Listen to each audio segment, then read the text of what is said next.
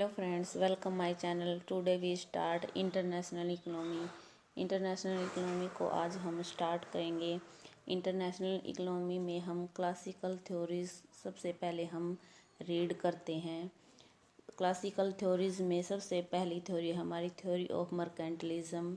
Second हमारी है absolute cost advantage theory, जिसको एडम स्मिथ ने दिया। उसके बाद हमारी जो थर्ड है कंपैरेटिव कॉस्ट एडवांटेज थ्योरी, इसको डेविड रिकार्डो ने दिया है। ये हम जो हमारी क्लासिकल थ्योरीज है इसमें पढ़ेंगे। अगर आपको मेरी वीडियो अच्छी लगे और मेरा एफर्ट अच्छा लगे तो please like share subscribe my channel. हम यहाँ से एडम स्मिथ जो क्लासिकल थ्योरीज हैं उसमें हमारे जो नाम आते हैं, एडम स्मिथ और डेविड रिकार्डो ने classical theories of international trade वो दी हैं। According to the theory given by them when a country enters in a foreign trade. इन दोनों के अनुसार, जो इन्होंने थ्योरी दी है उनके अनुसार, जब एक कंट्री फॉरेन ट्रेड में एंटर करती है तो it benefits from specialisation and efficient resources allocation. तो उसे लाभ होता है स्पेशलाइजेशन में और जो उसके रिसोर्सेज की एफिशिएंट एलोकेशन है उसमें उसे लाभ होता है। उसके बाद है the foreign trade also help. जो फॉरेन ट्रेड है वो हेल्प करता है bringing new technology and skills.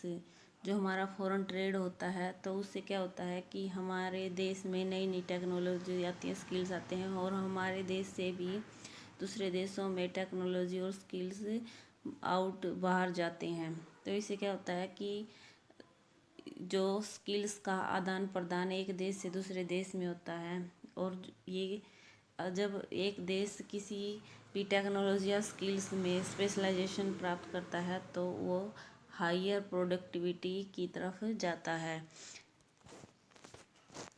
उसके बाद जो इसकी अजम्पशन है, अजम्पशन में हमारी जो फर्स्ट अजम्पशन है, there are two countries producing two goods. यहाँ पर दो कंट्रीज हैं और वो टू गुड्स प्रोवाइड कर रही हैं, यानी टू कंट्रीज हैं और टू गुड्स प्रोड्यूसिंग कर रही हैं। सेकंड है the size of economy of this country is equal. जो कंट्री का साइज है ए और बी दोनों में, यानी ए देश है और बी देश है, दोनों में जो है साइज है कंट्री का वो समान है, इक्वल है। There is perfect mobility of factor of production within country, transportation cost is ignored. यानी जो देश है उसके अंदर तो जो परफेक्ट मोबिलिटी है फैक्टर की, और जो ट्रांसपोर्टेशन कॉस्ट है वो इग्नोर है। परफेक्ट मोबिलिटी क्यों है? क्योंकि जो हमारा प्रोडक्ट है वो होमोजीनियस होते हैं। जब प्रोडक्ट होमोजीनियस होते हैं तो हमारे जो फैक्टर प्रोडक्शन है वो एक जो कंपनी से दूसरी कंपनी में आसानी से मोबाइल हो सकते हैं, और जो हमारी ट्रांसपोर्टेशन कॉस्ट इज़ इग्नोर्ड। ये जो हमारे परफेक्ट मोबिलिटी ऑफ फैक्टर है और ट्रांसपोर्टेशन कॉस्ट इग्नोर हुई है, इसका जो मेन रीज़न है कि जो हमारी अर्थव्यवस्था है उसमें परफेक्ट कंपटीशन है। और जब हमारा परफेक्ट कंपटीशन होता है तो हमें पता है कि जो वस्तुएं हैं उनका जो प्राइस है और फैक्टर का प्राइस है वो इंडस्ट्री है वो डिसाइड करती है, न कि फर्म। इसलिए इसमें ट्रांसपोर्टेशन कॉस्ट इग्नोर होती है। Before specialisation countries resources is equally divided to produce each goods.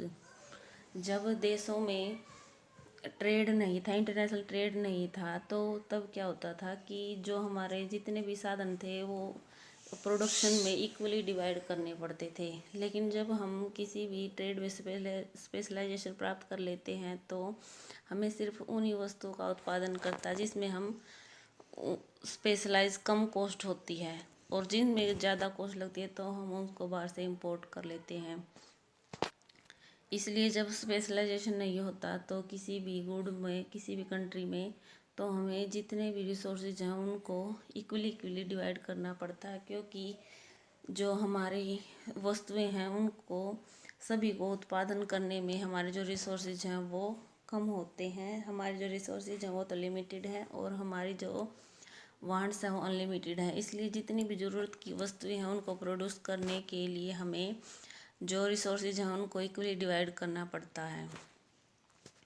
Labour is only factor of production, जो लेबर है वो फैक्टर ऑफ प्रोडक्शन, केवल लेबर ही है जो उत्पादन करती है। उसके बाद all labour is of the same quality और होमोजीनियस, जितनी भी लेबर है वो सेम क्वालिटी की है और होमोजीनियस है, यानी उनमें जो क्वालिटी है सभी के वो सेम है और होमोजीनियस है। होमोजीनियस इसलिए है, क्वालिटी सेम है क्योंकि यहाँ पर परफेक्ट कंपटीशन है।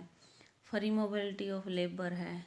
Every occupation open to all, यानी जितने भी व्यवसाय हैं उसमें सभी काम कर सकते हैं। There is free competition between workers, जो वर्कर हैं उनके बीच में कंपटीशन है वो फ्री है। The marginal productive of labour everywhere is equal to its wages, ये हमारी परफेक्ट कंपटीशन की मेन अजम्पशन होती है कि जो लेबर की जो मार्जिनल प्रोडक्टिविटी होती है वो उसकी वेज के बराबर होती है।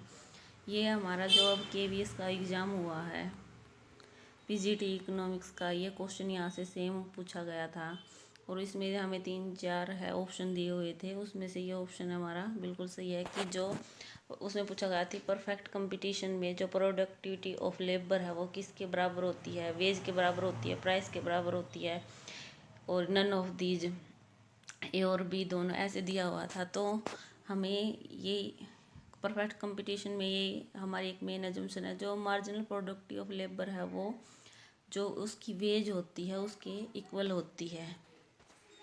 उसके बाद है हमारी जो फर्स्ट थ्योरी है क्लासिकल में, वो है theory of mercantilism. Mercantilism is the term that was popular bye Adam Smith, father of economics, in his book wealth of nation. यानी जो मर्केंटलिज्म की थ्योरी है वो किसने पॉपुलराइज की है, वो एडम स्मिथ ने की है और इसका जिक्र उन्होंने अपनी वेल्थ ऑफ नेशन बुक में लिख किया है।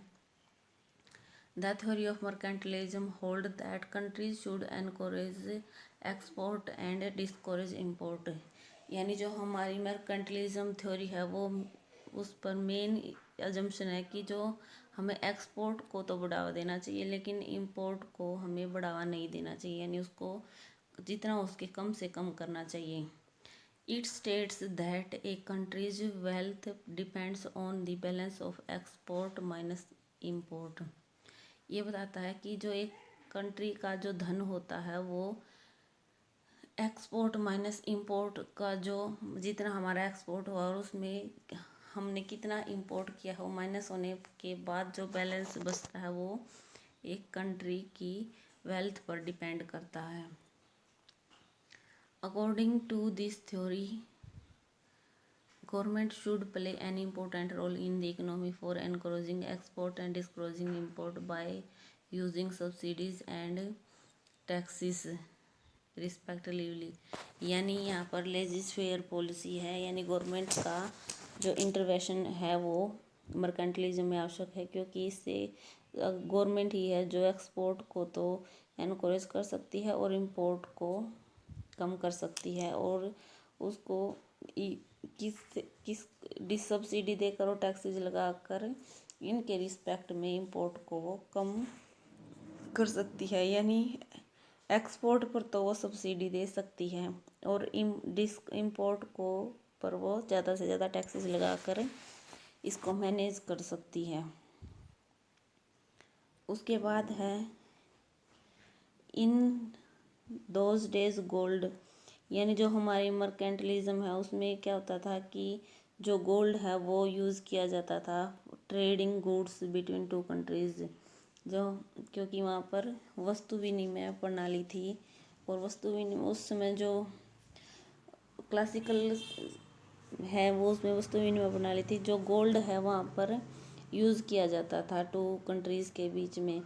और मर्केंटलिज्म वो मानते थे कि अगर हम एक्सपोर्ट को ज़्यादा बढ़ावा देंगे तो इससे हमारे देश में ज़्यादा गोल्ड आएगा और जब एक देश में ज़्यादा गोल्ड आता है तो वो एक रिच नेशन होता है, क्योंकि जो गोल्ड है उसकी क्वांटिटी है वो ऑल वर्ल्ड में बहुत कम है। और जिस कंट्रीज़ के पास ज़्यादा गोल्ड होगा, उस सभी कंट्रियों से ज़्यादा गोल्ड होगा, तो वो इंटरनेशनल मार्केट में अपना दबदबा कायम रख सकता है, यानी उसकी इकोनॉमी पावर ज़्यादा होगी।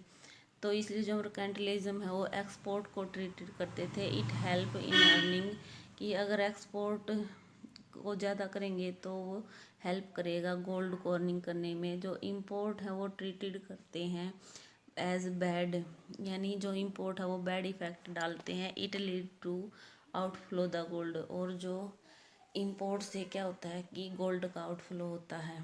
उसके बाद है if a nation has abundant gold it is considered to be wealthy nation, तो उसे पूरे वर्ल्ड में क्या कहा जाएगा कि उस देश के पास तो बहुत ज़्यादा धन है, उसे वेल्दी नेशन कहा जाएगा। If all the countries follow this policy there may be conflict as no one would be promote import. यहाँ पर एक रीज़न ये भी है कि एक प्रॉब्लम यहाँ पर ये भी है कि अगर सभी कंट्रीज एक्सपोर्ट करेंगे तो इम्पोर्ट कौन करेगा। तो यहाँ पर ये थ्योरी है वो फेल हो जाती है। इसलिए ये एक कन्फ्लिक्ट है, यानी एक आलोचनात्मक विचार है कि हम एक्सपोर्ट को इम्पोर्ट करते रहें। The theory of mercantilism believe in selfish trade, यानी जो थ्योरी है वो सेल्फिश ट्रेड में बिलीव करती है कि one way transaction and ignored enhancing the world trade, यानी वन वे ट्रांजैक्शन को प्रमोट करती है और एनहेंसिंग वर्ल्ड ट्रेड मतलब दूसरे देशों के साथ ट्रेड को इग्नोर करती है। इसलिए जो मर्केंटिज्म है उसको जीरो सम गेम कहा जाता है, क्योंकि जो only one country zero sum game इसलिए कहा जाता है कि इससे सिर्फ एक देश है उसी को ही लाभ होता है, दूसरे देश है उसको कोई लाभ नहीं होता। यहाँ पर हमने जो फर्स्ट थ्योरी है हमारी मर्केंटलिज्म की वो हमने कंप्लीट की। इससे आगे हम एब्सोल्यूट कॉस्ट एडवांटेज थ्योरी और उसके बाद कंपैरेटिव कॉस्ट एडवांटेज थ्योरी को करेंगे। अगर आपको मेरी वीडियो अच्छी लगे और मेरा प्रयास अच्छा लगे तो please like share subscribe my channel. अगर आपको ऐसी वीडियो चाहिए तो आप मुझे कमेंट करके बता सकते हैं। Thank you.